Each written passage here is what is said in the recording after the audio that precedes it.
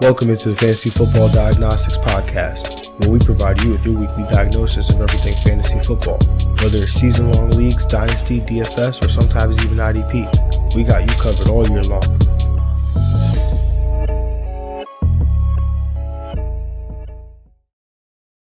Let's do it. Let's get to it. Welcome into the Fantasy Football Diagnostics Podcast, and I'm your host, John June. And of course, on this lovely Saturday morning, gotta have my guy here, Greg Penniman. Greg, what is good, man? What is going on this Saturday? We're here. We're close to week 3. Hopefully we get week 3 start on Thursday. That's true. It's true. It was a disappointing game to the first 2 weeks, but we got the rest of week 3 starting. Should be a great bounce. Hopefully a great bounce back from week 2. It's a lot of low scores in week 2. That Giants Washington game basically was the best game of the weekend. It had a lot of points. Yeah, it did. Actually, I guess you're kind of right. Yeah. It was no, the Seattle-Tennessee game. Oh, yeah, that was a good name. That was nice. I was like, for Derrick Henry managers, too. Yeah, that was specific. Well, it was 33-30. Minnesota missed on a – oh, wait, I'm thinking of the wrong game. What are we talking about? Tennessee and Seattle. Yeah. That game was wild. Arizona and Minnesota. That game was wild. That game was also wild, yeah. So we had some good games in week 2. Don't try to bless your boy Daniel Jones on this pod right now. They lost. They lost.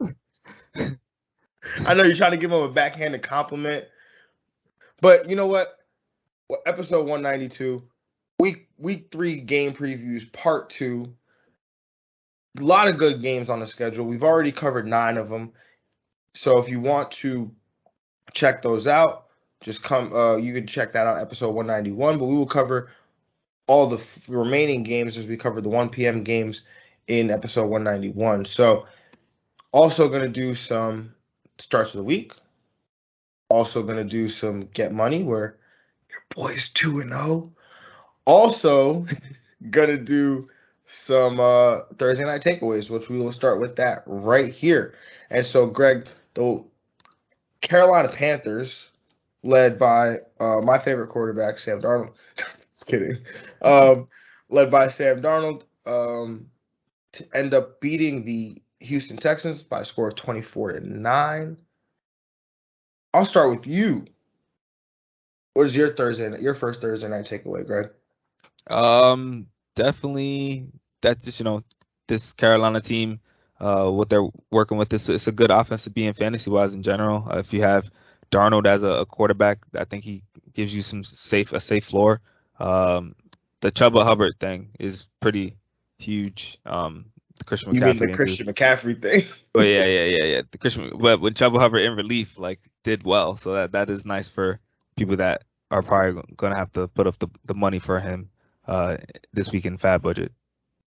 Yeah, if you don't know what we're talking about, star running back for the Carolina Panthers, Christian McCaffrey has suffered his hamstring injury during the game. He was quickly ruled out of it following the game, and on the following day, on Friday, he was ruled out for the next several weeks. So this is 2 years in a row now. Christian McCaffrey will miss some time after being one of the most durable players and having never missed a snap, a snap due to injury in his career, is now missing some time 2 straight years in a row. I'm not really overly concerned about that. He plays running back. The probability of him having an entire healthy career while playing running back and seeing the volume of touches and the volume of work that he has seen throughout his career was unlikely. So, like you mentioned, Chuba Hubbard came in. He filled in. He was slow at the beginning, but I think as he was getting his feet wet, feeling himself a little bit, he started to perform better. We also saw former Denver. I want to call him a great because the hype was so good. Maybe it was just me. I don't know. Royce Freeman. We saw former Denver Bronco running back Royce Freeman in the Carolina backfield, also getting some work. So, he will probably pick up a role here, but it's really all about Chuba Hubbard for me. Like you were saying, Greg, I think he was a good prospect coming out of Oklahoma State. I liked him a lot. He's got some good speed. Could also be utilized a little bit in the pass game. Did drop a touchdown in this game, but yeah, he's going to be someone we talk about for sure on Monday as a top waiver ad.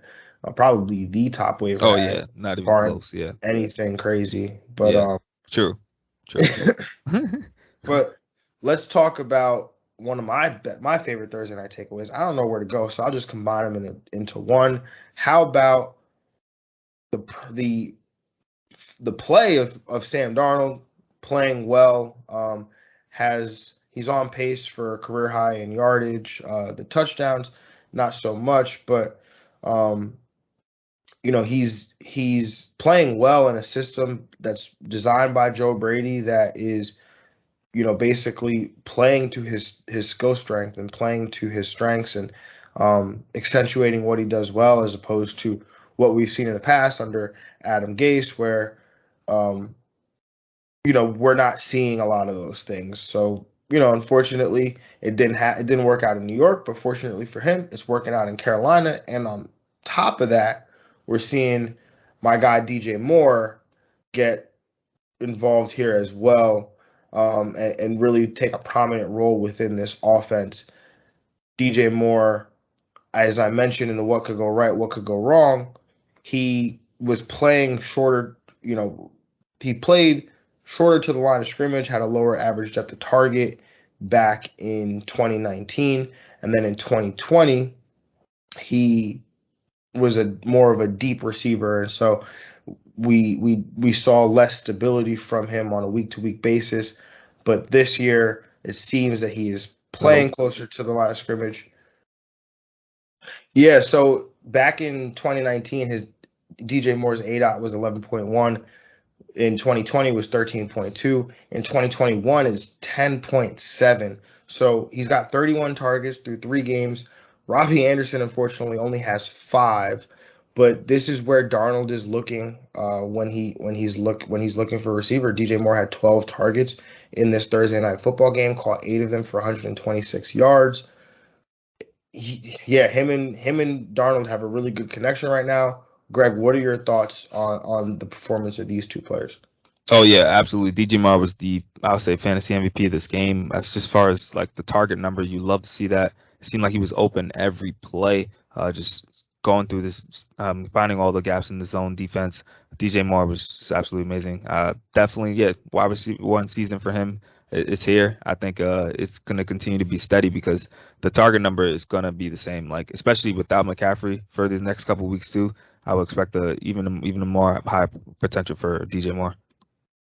Yeah, I mean you would have to imagine at some point Robbie Anderson would start getting some of this work and Terrace Marshall gets more involved. But with the injury to Christian McCaffrey, I mean we could see DJ Moore continuing to see this 30% target share that he's seeing. Yeah, I'm all for it. Greg, do you have any other Thursday night takeaways for us before we jump into the matchups? As always, Brandon Cooks, that sleeper, wide receiver sleeper of the year, man. Just he's carrying the torch right now. The value getting back for him is absolutely insane. In PPR leagues, in all formats, 11 targets on a bad team. First 3 weeks, he's been balling. Yeah, man. One of us had him as a sleeper, right? I think you did. Yeah, sleeper. Yeah, did I have him as a sleeper? Yeah, Brandon Cooks was a guy that we had been talking about. I mean, I know that I had talked about him basically all season as a guy that, regardless of who the quarterback was going to be, I had my guy Chris Pinto, fantasy first rounders live, come on here. Obviously, we're doing the St. Jude Bowl with those guys, but he came on here and talked about it. Brandon Cooks was going to be productive regardless of who the quarterback was, and he's been awesome, man. And if you were able to get him in fantasy, we've literally been saying he's the only thing you want on this Houston offense. Yep. Like, and he produces that's it. You don't want anything else, and that's cool. Anything else. So, I mean, if you're a good NFL team, right, and you need a wide receiver, like, why aren't you calling the Houston Texans right now? New England should be calling. Right? Like, definitely. Yeah. Like, hey, New Orleans, what about that? You guys might need a wide receiver real quick. Like, that's true. But the last time Brandon Cooks was on New England, didn't he pass away and just die? Oh man! He got concussed on the Super Yeah. Bowl. Yep. It was Yeah. good. Maybe he should never go back there. No, never mind. All right, man. Let's jump into the matchups, man. And the first matchup that we're gonna cover today, Sunday, 4:05 p.m. The Miami Dolphins traveling to Vegas to take on the 2-0 Las Vegas Raiders. This is a 45.5-point total. The Raiders are 3.5-point favorites here. Josh Jacobs was a DNP with that ankle. He's doubtful to play in this game on the Raiders side. And then for the Dolphins side, Tua Tagovailoa is out with a rib injury. Jacoby Brissett gets the start. Greg, kicking it to you. What do you got? I'm taking the under. I'm taking the Raiders to cover. I'm taking the Raiders to win. With Tua and without Tua, I think it'll still be an under. But would think Jacoby Brissett and then coming in short week, like with preparation this first week, taking those first team snaps, it's gonna be a little hard for this Miami offense to get a lot of points because this Raiders defense has been throwing out and performing well, especially on the D line. Derek Carr, I like him as a streamable play. 2 quarterback leagues. He's been getting a high passing volume right now. Had 93 passes through the first 2 games, so that you like that. Myles Gaskin, I'm not sure if I like him as a play too much. Not really getting a lot of work. This whole offense as a whole, I'm not really invested in the Miami Dolphins offense, and especially even concerned about Mike Gesicki. So it's tough to really buy anyone right now. On the Raiders side, besides Derek Carr, you starting Josh Jacobs, starting Darren Waller, of course, as a tight end one, the tight end one right now. He's balling out as far as his target numbers and stuff like that. It's just a matter of as any of these receivers or ancillary pieces going to pop up. I mean, Hunter Renfrow is a nice safe option. He's like a poor man's Cole Beasley right now, so I think I could take him as a deeper league flex. Yeah, man, I'm taking the under here, taking Vegas to cover, Vegas to win. Darren Waller, you said it, he's the number 1 tight end in fantasy right now. For me, he's the number 1 tight end this week. I have him as the top guy. We talked about the Derwin James, Travis Kelce matchup. I'm gonna shoot my shot here with Darren Waller. But Derek Carr, I think he's a borderline QB1 in 1 quarterback leagues. I mean, he's been playing some really good football. Josh Jacobs is hurt. The Raiders just throw the ball. So he's a real volume based, quarterback 1 potentially, just borderline. But I definitely think he's 100% in lineups and QB in 2 quarterback leagues. Kenyon Drake, with Josh Jacobs being out, he's definitely in play as an RB2 in PPR leagues. I'm not really into Peyton Barber. I mean, maybe Peyton Barber catches or scores a touchdown here, but Kenyon Drake, you're right. Yeah, I want to be on. I want those receptions. If I'm looking for a safe PPR play, it could be Renfro. But I'm not about that floor. I want that upside. Give me Henry Ruggs, man. Yeah, he did get his big play last week. Saw 7 targets. Yeah, 7 targets. So you do want that to continue. Yeah, I think he's in play for sure. You're right. And then on the Miami side, I'm not really interested in anybody. I mean, we saw Myles Gaskin. I think the receptions could still be there. Like maybe he gets the 4 to 5 receptions, which still doesn't tank his day. But if Greg, I think you and I are probably in agreement on this. If there's a player we're trying to move off of right now, it's Myles Gaskin. Yeah. He's just it's tough to be in that Miami situation. We've seen other running backs like Salvin Ahmed be involved in Malcolm Brown as well. So Myles Gaskin is the gas man. It pains me to say it, man, but I don't know how much we can trust him right now. And then Jaylen Waddle is somebody I'm interested in. I mean, they're going to be down. The Dolphins will be. Jaylen Waddle is an explosive player. If you're looking for some upside, he's seeing the targets and the snaps. So, he could be in play. And then Mike Gesicki, like you were saying, I mean, I was initially going to be out, but I'm looking at these snap percentages. Played 64% of the snaps last week, 39 to compare to 39% of the snaps the week before. Maybe this is a game script thing. So if they're down, maybe Mike Gesicki's in. So something to think about, something to consider. But Yeah, I don't know, man. I can't even recommend my guy Mike Gesicki right now. It's Yeah. kind of crazy. I mean, maybe Jacoby Brissett is a good backup quarterback. Like, he could have this offense Yeah, going I a mean, little bit. Yeah. he's got a week to prepare now, right? We Yeah. always say that, oh, the backup sucks. This guy sucks. The offense is gonna suck. But then we have to remember, like, yeah, the dude had The to go in professionals too. Yeah. the middle of the game. Like he probably wasn't prepping. Jacoby Brissett it's not like he's been in this system or on this team for a long time. There's no, this is his first year with the Dolphins, so definitely something to consider for sure. Let's move on to this next matchup, man. It's Sunday, 4:05 p.m. We've got the 0-2 New York Jets traveling to Denver to take on the 2-0 Denver Broncos. 41.5 point total. Broncos are 10.5 point favorites. In terms of injuries, Noah Fant, limited participant in practice, questionable with an ankle. Bradley Chubb was recently put on IR with an ankle. Jamison Crowder, a wide receiver for the New York Jets, he's been in DNP with a groin injury. He had a setback apparently last week. Might be tough to see him playing in this game. And then Tevin Coleman he's been ruled out running back for a non-COVID illness here. And when this line initially opened at 10.5, I was, saying, hey, Denver to cover, and Denver to win. I am taking Denver to win. I do feel like 10.5 is a lot. This Jets defense has actually been playing really competitive despite uh, being on the field all the time, despite some of the talent deficiencies that they face. They've actually been pretty tough. So I will take them to cover the 10.5, but I will take Denver to win, and I am going to take the under here. In terms of the game and the fantasy implications, I think this is the Javonte breakout. I don't know why.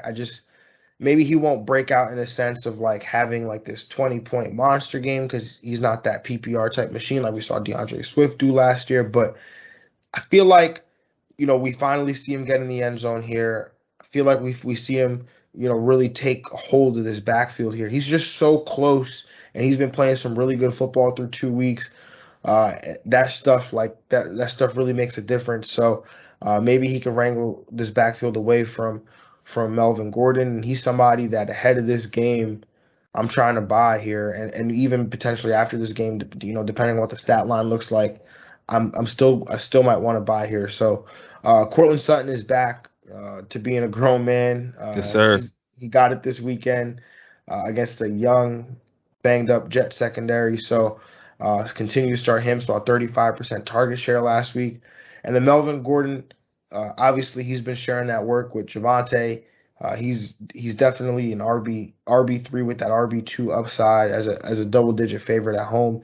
And then Teddy Bridgewater, streaming conversation, the matchup is good, and he's been playing well. So definitely continue to stream him and start him up in 2 quarterback leagues for sure. And then Noah Fant, nice tight end option this week. The Jets haven't played a quality tight end yet, so I think he's in play despite what the numbers might say. And then Tim Patrick, KJ Hamler, also definitely in play. And then for the Jets, I feel like I'm out on everybody. I really do. Except for maybe Barrios season, baby. Yes, Braxton sir. Berrios. Yes. How could I Barrios forget season. Braxton Berrios? I mean, look, he leads the Jets in targets. He's got a 28% target share on the team. Saw 11 targets last week from rookie quarterback Zach Wilson, so he seems to favor him. Maybe he gets in, like this Denver secondary is good, so Bryce Callahan's pretty good slot corner. I don't know if this is the game I want to jump on that, but hey, it's definitely possible, especially if he's going to see all those targets and they're all short targets. So even if he catches 10 balls for 60 yards, like you're still chilling off 16-point PPR day. So he's could be in play here for sure. I don't know how much I want to attach myself to the Jets offense. Outside of maybe Michael Carter, who looked really good last week, had 88 yards from scrimmage. No Tevin Coleman, so it's just him and Ty Johnson. He's the best pass catcher that they have at the running back position.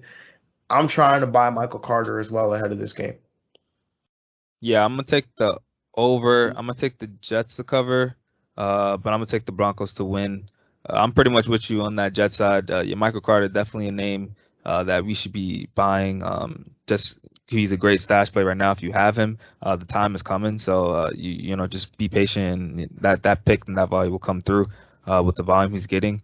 And Braxton Berrios, he's also, I think, gonna be PPR low end flex option. I think that's for him. But he's definitely good to see him emerge kind of and take this kind of play pretty well in the first two games without like much to do, much situation. And on the Denver side, Teddy Two Gloves been playing really well. Agree with you. So you should continue to stream him. I think he has value in all formats. Melvin Gordon and Javonte Williams, I think, are both in that RB3 range. Javonte, I do like his upside a little more in every game as it plays out. I think just the balance kind of steers in his direction. And yeah, Cortland Sutton, definitely high in wide receiver 2 for me this week. Yeah, man, Javonte is like a James Robinson on Nitro, man. Like I don't know what, like he's like a souped up James. Like the contact balance is crazy. That's what's up. Baldy was doing some breakdowns, man. I love getting to learn from Brian Baldinger on Twitter, but he was doing some breakdowns, and you could just see how like this. I'm excited to watch him run on Sunday, man, for sure. All right, let's jump into this next matchup, man, because this one is definitely intriguing, man. The 425 matchup between the Tampa Bay Buccaneers, who happen to be 2-0 and are traveling to LA to take on the 2-0 LA Rams. 55.5 point total. The Rams are 1.5 point favorites here. In terms of the injuries, Darrell Henderson is trending towards potentially being out of this game with a rib injury. So Sony Michel would take over. Edge rusher Leonard Floyd, he is questionable with an ankle. And then Antonio Brown for Tampa Bay, he's out with COVID. And then JPP is questionable with the shoulder injury. I think he actually was ruled out. Yeah, he is ruled out. Yep. Yeah, so Greg, where are you at with this matchup, man? This is gonna be a great one. I'm gonna take the under though. I'm gonna take Tampa to cover and Tampa to win. Yeah, I just really think if this is the game where if Tampa win this game, we could start talking about that undefeated schedule a little bit. That schedule is looking real nice after this. But I like Tampa here. Tom Brady on the Tampa side, he's definitely QB1 option. Fournette and Ronald Jones, I'm kind of avoiding the running back situation. It's really tough. I don't think you want to start either of them right now. As far as receivers, AB, he's out with COVID news, so make sure you slide him to the IR spot. That gives an extra bump definitely to Chris Godwin and Mike Evans. Those both guys have wide receiver 1 upside for sure, and the target's going to be there for them. And Gronk as well. I think the targets do slide into him as well, so he's a tight end 1 option this week. On the Rams side, Stafford is also a low end QB1 option for me in this game. I think there's going to be a lot of points scored. 55.5 is a little too high for me, but there will be points scored. I was definitely bumping down Darrell Henderson if he did play against this rush defense. I'm definitely not playing Sony Michel against this rush defense. I'm not trusting that. So I think you could avoid him. I think it's more on the receivers, Cooper Kupp, Robert Woods. Cooper Kupp, the wide receiver 1 right now, just balling out. His target share, heavy target share is just going to continue. Robert Woods also, I think, gets the high end wide receiver 2 bump. And yeah, maybe Van Jefferson could be, a flyer in this game as well. Yeah, it's going to be interesting. I'm really curious to see who that number 3 receiver is going to be. I know. Tampa Bay, because I've been hearing Scotty Miller, but it just kind of makes sense that they would put Tyler Johnson, who's been seeing a lot of work out there already, that they would just make him be the guy. So I'm really curious to see how that plays out. But in terms of the game here, 55.5 is a lot. I think I'm gonna take the over here though. Ooh. I'm gonna take the over here though. Okay, I like it. No, I want that. Tampa Bay to cover, Tampa Bay to win. The reason I'm taking the over here, I was listening to JJ Zacharyason's pod, and he was talking about this game, and he talked about how in two matchups, the previous 2 matchups, Sean McVay versus the Tampa Bay Buccaneers and their staunch run defense, and this is not game script dependent. This was regardless of the score, because these were close matchups, but 119 pass attempts to 31 rush attempts in 2 Wow. games. Yeah, so he knew, he adjusted. Yeah, so and he's got a better quarterback now. So I would have to imagine that the game plan is going to stay the same, especially with how this Tampa Bay defense is like scary, but they're so banged up in the secondary right now that attack. Oh my gosh, how many targets is Cooper Kupp gonna get this game then? Oh, it could be reaching the 20 numbers here. Seriously, and the other thing to mention is that like obviously Tampa Bay's defense is bad, but their offense is so good that if you're the other team, you have no choice but to try to keep pace. So I really like the potential here for a shootout. Cooper Kupp, he's got to be the top guy, a near 38% target share, which surprisingly doesn't actually lead the NFL. Robert Woods saw a near 27% target share last week in a game like this. He is totally in play for me as a wide receiver 1 potentially here. The matchup is good. Again, saw a 27% target share last week. I think we could play Robert Woods. Oh, absolutely. 3 weeks in, and I'm trying 3 weeks, and I can't believe I'm doing this. Tyler Higbee is a good play again this week. I don't want to do this, but I have to. I can't lie to the people. I call it how I see it. Although he did not come through last week, I made him a start of the week. That I will never do again. But the matchup here is nice. So he's in play. And if Henderson can't go, then Sony is a touchdown-dependent RB3. Stafford's a QB1 for sure. On the Tampa side, Tom Brady, top 10 quarterback option for me this week. But probably on the lower end, just because we got a lot of guys with that rushing upside this week. AB's out. Mike Evans and Godwin are high end. They're like low end wide receiver ones with high end wide receiver. They're top 5 value, both of them. One of them could hit that top 5 for this week. Yeah, for sure. And then continue trotting Gronk out there as a tight end 1, man. Yes, sir. Tight end 1 season for Gronk. Love it. You just were a little early, Greg. Remember Gronk was your guy last year. True, that's true. He was my guy last year. I just needed him. He came on at the end of the year. And he did. Now we're here. Yeah, we're here. Nah, what are the Bucks like? They won 20 something straight games right now, so like they can't lose, man. Crazy stuff, man. All right, let's jump into the next matchup. This is an interesting game, man. The 425 matchup, the 1-1 Seattle Seahawks traveling to Minnesota to take on the 0-2 Minnesota Vikings. 55.5 point total. Seahawks are 1.5 point favorites. I'm sorry, Minnesota, but I'm taking the over. I'm taking Seattle to cover. I'm taking Seattle to win. For the game here, super into Chris Carson this week. I know you are. You have to be too, Greg. This is your play. Minnesota defense. Gotta attack that. So Chris Carson, great matchup for him. Also a wonderful matchup here for Russ, Lockett, and DK Metcalf. They're all in line for a really nice week if Minnesota can keep pace on the other side here. So for Minnesota, I think Kirk Cousins in this past game, I think they can have a nice game here, having to keep pace with Russell Wilson.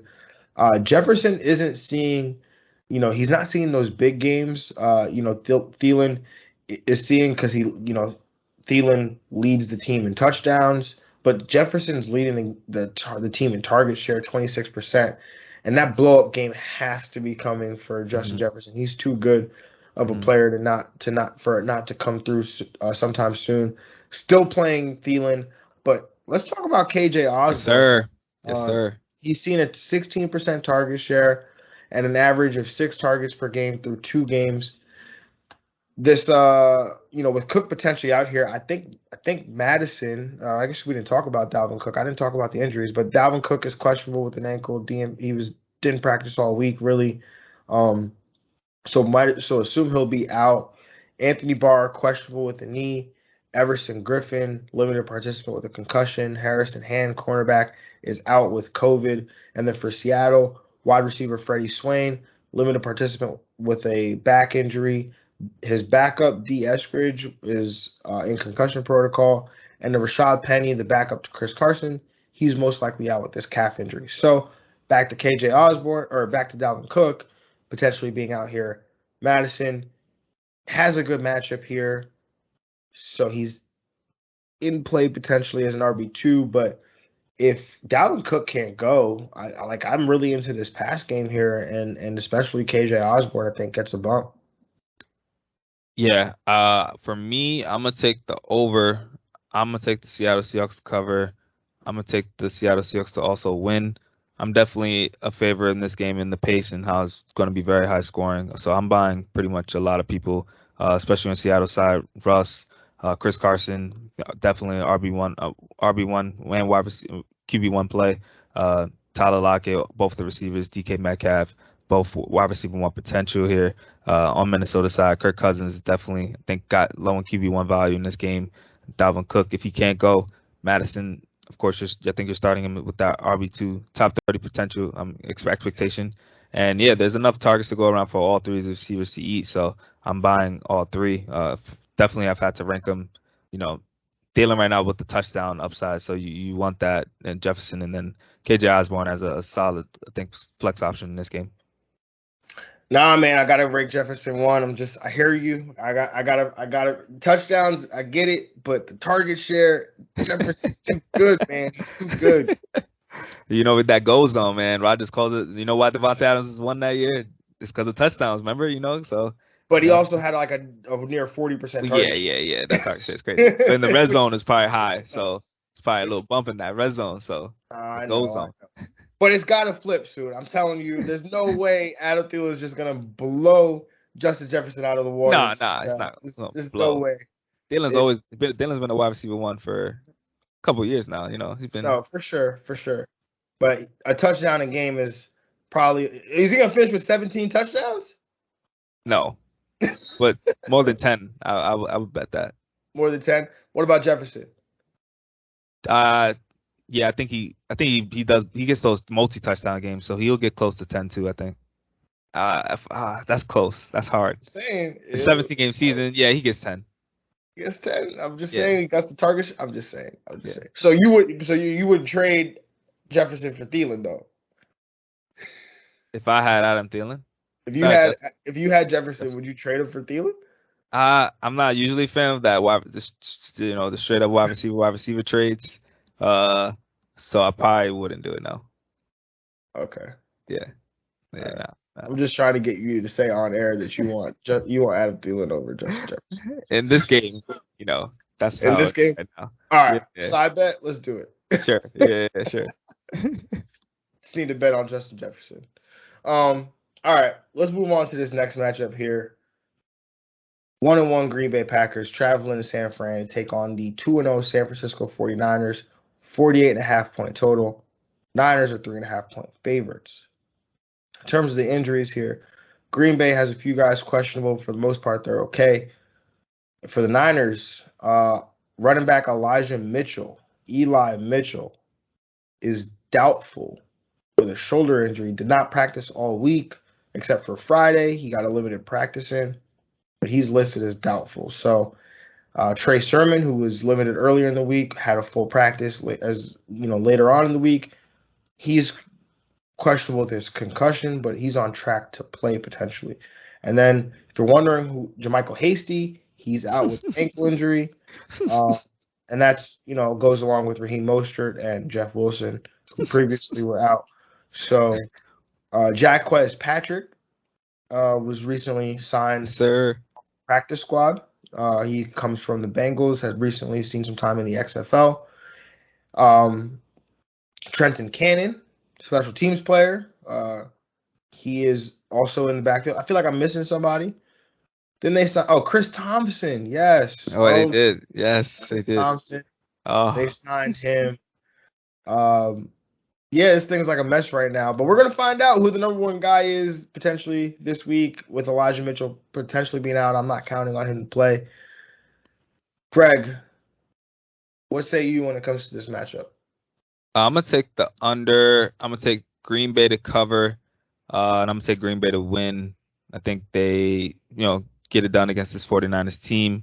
As far as the Green Bay side, Aaron Rodgers, I think, is a great play here. I like him to continue his bounce back from last week into this week. Aaron Jones, RB1 season, definitely top 5 option this week. He was a monster last week. Devonta Adams, also wide receiver 1 at his position. I think Robert Tonyan is also low and tight end 1 in this game as well. Jimmy G on the other side, I think he's definitely a 2 QB option. Till it proves otherwise, he's been playing well until Trey Lance keeps getting more and more involved. You got to just monitor that situation always. But Jimmy G's in play in 2 QB leagues. As far as the running back situation, I mean, I picked up Jaquez Patrick in the league. I think he is probably nice and little dart throw ad right now. Every Sermon, running back that ends up on a Niners depth chart is worth a dart throw. Yeah, you're right. Yeah, you're right. Trey Sermon, the guys that drafted him, you're hopefully that this is a game that you see some promise here.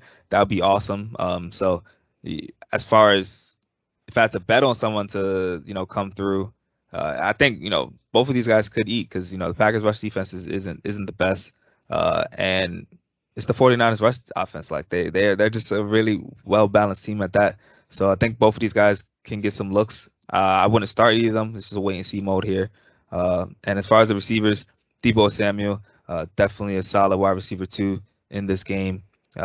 Hopefully, we get that George Kittle season. I need a top 3 week right now. I need a top 3 from George Kittle. So call out.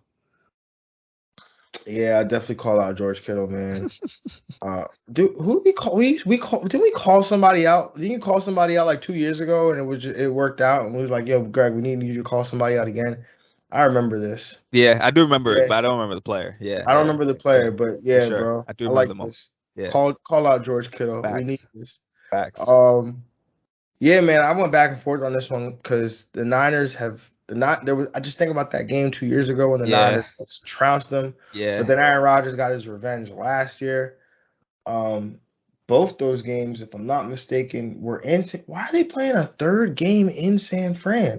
That just feels unfair. 2019 at San Fran, 2020 at San Fran, 2021 at San Fran. The Packers just had their stinker in week 1. They usually have like 1 or 2 stinkers a year, so I they can't have them too close to each other. So I think they'll be fine in this one. I don't know. What if the Packers just aren't real? What if like what we saw? Nah. It's just like Nah. I'm gonna take the under here. I'm gonna take San Fran to cover. Take a San Fran to win. Rodgers, Adam, Jones, all top 3 options at their respective positions. Robert Tonyan, a touchdown-dependent tight end option this week. And Marquez Valdes-Scantling, strictly DFS recommendation. Oh, man. Look, the targets are there. I'm following the data. He's playing. He's getting the snaps. He's playing the targets. And Aaron Rodgers keeps throwing him the ball. And if Greg, if you were getting targets from Aaron Rodgers, I would put you in my fantasy lineup. I promise. How long has Marquez Valdes-Scantling been getting targets from Aaron Rodgers? Well, how long? Like he's a 4th-year player, right? Players get better in the NFL. We as fantasy community, we just feel like players they suck and they suck forever. But players actually they go coaching, they have development, they work out, they get better. They have a contract year. They want to get paid. I'm just saying, following the data, strictly a DFS recommendation. You don't have to do with it. Do with it what you must. I just have a responsibility to bring it up to the fantasy people. And that is all I'm saying. Oh, man. I mean, technically, I could bring up every player every week, and they could always at some point they'll hit. So, like, but that's not necessarily true, though, right? Like, we're not going to bring up like Jeff Smith because he's never going to hit because he's never playing, right? He's never seeing targets and he's seeing them from Zach Wilson. So I could bring up MVS because he's on the field, he's running the routes, he's getting the targets, and he's getting the air yards, which is what we really want. And that's what I'm talking. That's it, right? That's all I'm saying. On the Niners side, George Kittle has a great matchup this week, like you said. So I'm sure Kyle sees that too. Start him up this week. Whoever the Niners running back is an RB2. If whoever it is, Trey Sermon. If Trey Sermon does not get the work this week, gets leapfrogged by Jaquez Patrick, I would be very concerned about Trey Sermon for the rest of this, dynasty, everything. I would be very concerned about Trey Sermon. Deebo Samuel, leads the NFL in target share, so continue to start that man up. Curious to see the usage of my guy, Brandon Ayuk, this week. If I am right about the progression, we should see more snaps this week, and we should see more targets this week. If we see it go the other way, then your boy over here might be out. But this game has potential here for Jimmy G to play well. I just think, again, Lance caps that upside. Like, we just never, like, he could come in on the goal line, any point, steal some touchdowns. He could come in, like, anything could happen. So it's like he's really like an emergency play for me this week. Jimmy G is like, really just don't have any other quarterback options. Failed to mention this game is Sunday, 8:20 p.m., so the Sunday night game. But let's move on to the Monday night game. The 1-1 Philadelphia Eagles traveling to Dallas to take on the 1-1 Dallas Cowboys. 51.5 point total. 3.5 point favorites. The Dallas Cowboys are. I'm going to take the under here. I'm going to take the Dallas Cowboys to cover. I'm also going to take the Dallas Cowboys to win.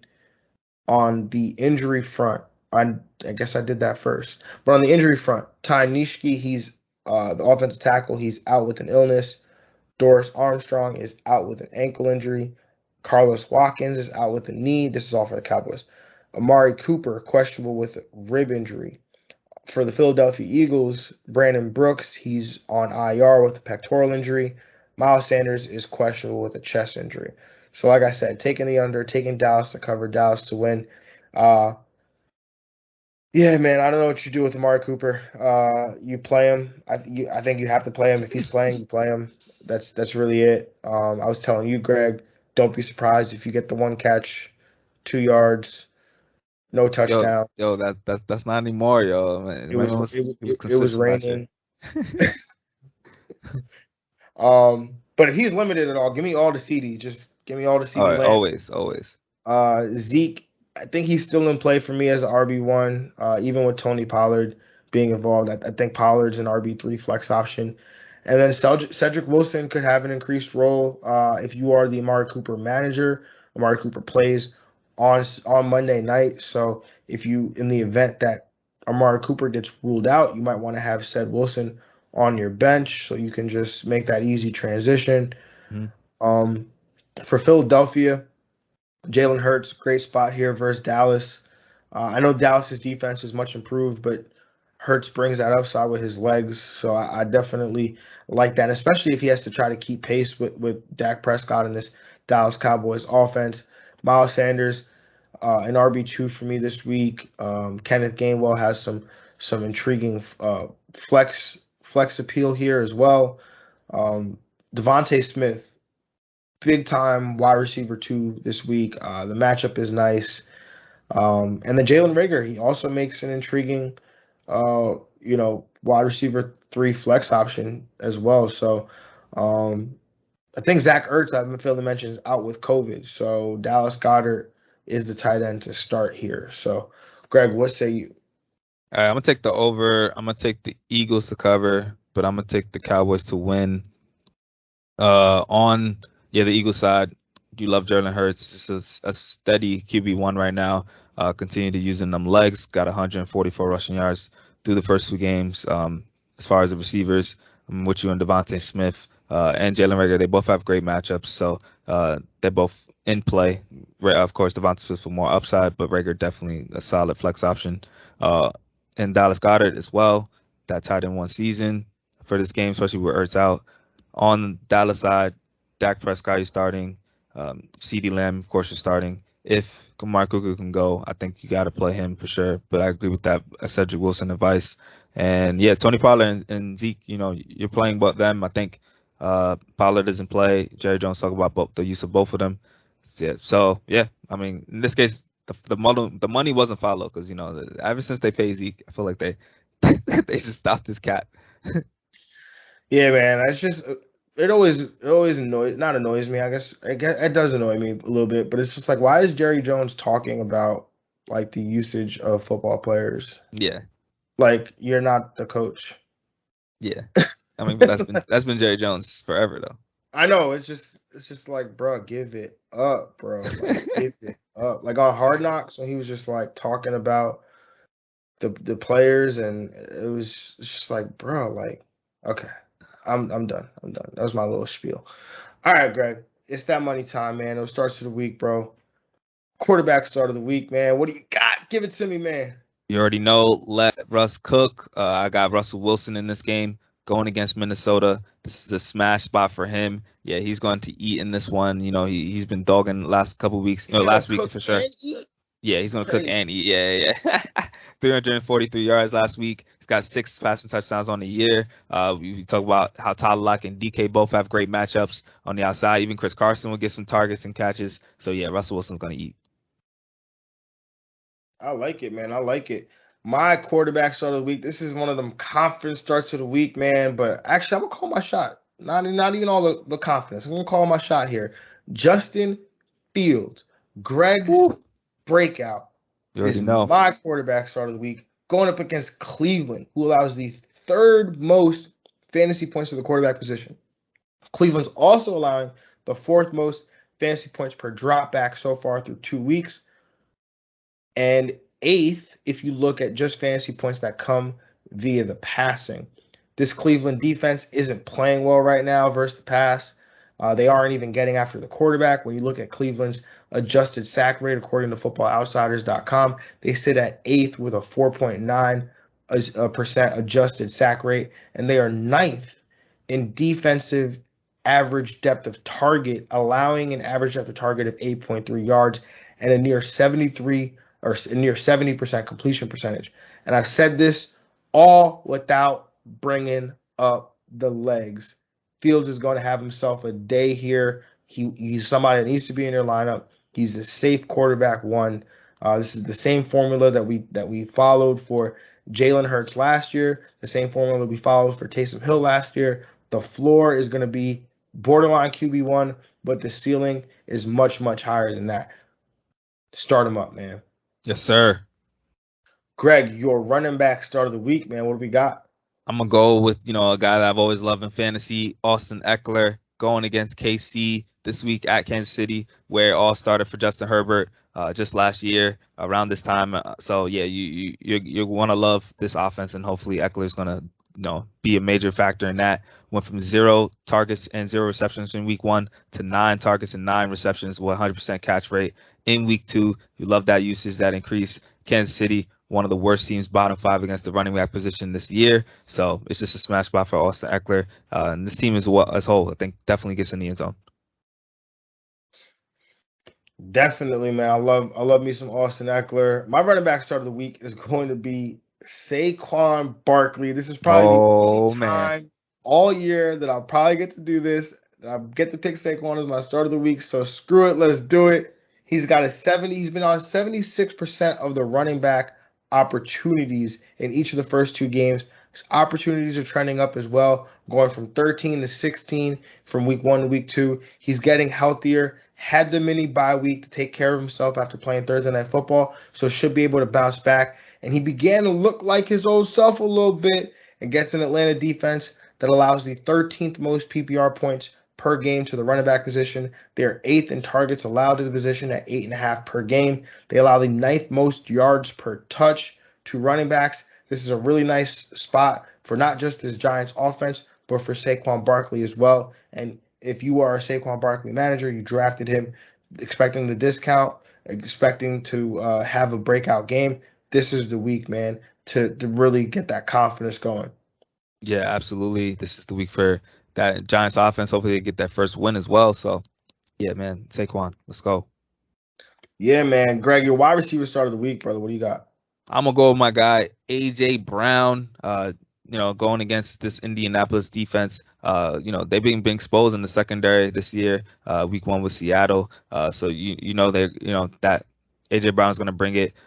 9 targets last week, so he's seeing that volume. Only 3 receptions on that. The catch rate hasn't been that high, but it's going to increase as well as get chemistry more with Tannehill. He finds his footing because Tannehill is going to also bounce back in this offense as well. So you love the volume there. going an easy matchup with Julio Jones. AJ Brown season, definitely wide receiver 1 week. Absolutely, man. And you know how much we love AJ Brown on this show right here. And we love another Ole Miss receiver in Seattle, DK Metcalf. And that's my wide receiver start of the week. And I did this last year with the Seattle wide receivers. I picked Tyler Lockett to have a big day amidst the DK Metcalf love fest. And same as then, these guys were basically seeing the same amount of targets. Tyler Lockett this year does have the higher ADOT, but we know DK can get down the field, and the only difference right now is Lockett is seeing those touchdowns. I'm calling my shot here against a bad Minnesota defense and a washed-up Patrick Peterson and secondary, expecting a big day here from DK Metcalf. Yeah, where one of those days where they just go back and forth. They're never gonna eat the same day, but I like the DK week this week. It's crazy, man. Russ could cook. He could eat himself. He could feed one of the receivers, but he can't feed the other one. It's crazy, man. It's crazy. Greg, your tight end start of the week, man. What do you got? I'm going to go Mark Andrews going against this Detroit defense this week. This is more of a confidence booster for him as well, like a mini shout out for him. He's only getting 5 targets, averaging 5 targets through the first 2 weeks. I think you expect that number to bump up a little bit. Detroit secondary is just horrible. Baltimore, I think, is just going to run all over them in the rush defense and passing wise with Hollywood Brown and with Mark Andrews. So expect him to, I think, get in the end zone, get his first touchdown this week. I like that, man. Give Mark Andrews a nice boost of confidence there. Yes, sir. So last week, right, you had a tight end stream of the week that I wanted to make my tight end start of the week, but I couldn't. Right. You had him as your stream. But this week, nobody picked him. But I'm going with Jared Cook, my tight end start of the week. Going back to the well here. Should have been a good game for him last week. Obviously had a touchdown call back after a penalty, but he's still seeing 15% of the team targets on the year. Even with Eckler involved last week, he still saw 5 targets. The Chargers are throwing the ball a lot. They're going up against KC, where this game should have a ton of points, ton of plays run in it. And did I say Tennessee or no, Kansas City? But Kansas City has allowed the 30% target share to teams opposing tight ends. That's the 3rd highest total in the NFL through 2 weeks. There should be a lot of attention on Keenan Allen and Mike Williams and Austin Eckler. That Cook should be in line here for a good day as a secondary option in the game with a 55.5 point total. Yeah, I love that. Jared Cook, go back to that well. It usually works out when you go back to that well. That's all I know from fantasy for sure. Yeah, man. I mean, look, groupthink can be a very, very bad thing. So we all start saying, oh, Jared Cook was great last week, and then Jared Cook sucked, and now nobody wants to play Jared Cook this week, but he's still a good play. Greg, let's talk about this next segment, some get money. Yes, sir. It's crazy. I'm 2-0. Greg's playing. He's feeling what I felt last year, trying to play catch up. Wow. It's wild stuff, man. But what can I say? I don't know, man. I don't know. But Greg, you have the first pick, man. What are you taking? I guess we should discuss the rules in case we have anybody new who doesn't know the rules to the game. But it's a head-to-head FanDuel contest between Greg and myself. And we have a draft here on the show. So me and Greg can't have the same players in our lineup. So we are going to be there's some strategy to it. You can't just pick anybody. You can't go down the order because you got to think about what the other person has, what they don't have, what they might be trying to get. And it's very important that you that you think about these things. And so, Greg, with that being said, who's your first pick? I'm going to go wide receiver first, actually, because it's just so valuable. I need this man. Cooper Kupp, 7,900 as my wide receiver 1. This man is going to absolutely eat in this game. Just thinking about the target share and the number he's going to get. That's quite upsetting there. That's why I had to go wide receiver first. I had to get him in this game. It's quite upsetting for sure because I definitely had him here. Oh yeah, yeah. Wow. Come on, man. But I'm gonna go with this value here. Give me Saquon Barkley, 6K at my running backs position. Start of the week there for me. So I'm gonna go Austin Eckler as my running back 1 at 7,000. Slide him in there. Nice, man. Nice. I'm gonna go Justin Fields 6,500 as my quarterback. Get that real nice and cheap. My quarterback start of the week. I like that. I'm gonna go Stephon Diggs as my wide receiver 2 for 7,700. Slide him in there. Nice, nice. I'm gonna go with let's see. Gonna go Rondale Moore 5,600 as my first wide receiver. I like that for sure. As my second running back, I'm gonna go Tyson Williams, 6,400, going against Detroit's rush defense. Like, come on, man, you just saw what Aaron Jones did. You know they're gonna get some touchdowns. My number 2 wide receiver here is gonna be Cortland Sutton 6,900 going up against the New York Jets. I like that. I like that for sure. Yeah, Simon's a grown man. I'm gonna go AJ Brown, my wide receiver start of the week, as my third receiver, 6,800. Yeah, yes sir. Nice. As my now I feel like I should switch this up. I feel like I should keep it the same. Just give me a minute actually, because I'm trying to work something here. Trying to work something. Oh, actually, I need to make a swap. I'm gonna go from Sutton to DK Metcalf. Is that okay with you? Yeah, that's fine. That's fine. Okay. Do I still get another pick though? Oh, like your pick here? Oh, sure. Yeah, sure. Oh, you're so kind. Yeah. I'm gonna go Nick Chubb as my second running back, 7,800. Nick Chubb, always like the Nick Chubb play. I'm gonna go with Chase Claypool. Yeah, I'm gonna put him in that flex spot. I'm gonna take the play. I think he gets his deep air yard throw this week. 5,800 in my flex. Nice. I'm gonna go with Jared Cook as my tight end. My tight end start of the week, 5,300. I'm gonna go with that Raiders defense, 4,000, cheap play. Yeah, so I need him to afford a lot of these players. So going against Miami, Jacoby Brissett, defense stream of the week actually. Yeah, with my third wide receiver, I'm actually gonna go Tyreek Hill, 8,700. Got to get some action in that game. You know what I'm saying? Ooh, yes, sir. I'm gonna go Mark Andrews, tight end start of the week at 6,000, going against Detroit. So I got 2 Ravens in this game, Tyson and Mark Andrews. Nice, nice. With my flex spot, I'm gonna go Justin Jefferson, 7,400. Go and get that stack between Jefferson and DK Metcalf there. Like it. And for my quarterback, go Russell Wilson, my quarterback start of the week at 8,400. Hopefully he throws like 3 touchdowns to DK. And then for my defense here, I'm gonna go with the Denver Broncos going up against the New York Jets. I have the money. They're 5K. So let's get her done. Yes, sir. That's my other survivor pick. So yeah, they already got that good luck charm right there. Absolutely. Yeah, man, I like it. I like it a lot. So yeah, that's it. That's all we got here. So everybody enjoy the matchups this weekend. Enjoy the football. Remember, don't be constantly checking your scores. They you know what's crazy? You don't have to look at them for them to update. They will automatically update on their own when players score touchdowns or catch a pass or run for a yard. The score will update. You don't have to look at it for it to update. So just enjoy the time with the family. Enjoy the games. Until next time, we'll catch y'all on Monday, Tuesday for our weekly recap, Studs and Jags. Good luck, everybody. We appreciate y'all. Thanks for the support.